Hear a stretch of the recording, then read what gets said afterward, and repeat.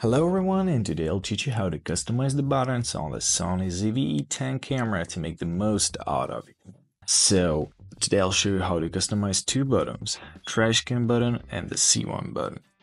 First of all, we gotta open up the menu, we gotta open up the second tab and page number 8.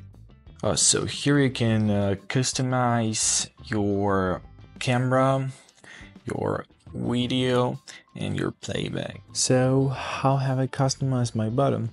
As for a C1 button, let me show it to you.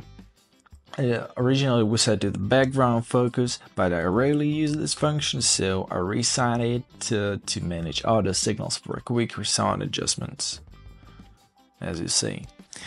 As for the trash can button, I set it toggle between manual and autofocus. This is especially comes in handy when you're quickly switching modes during photo shooting. So, see on the trash can, we can adjust the focus modes, and on the C1 button,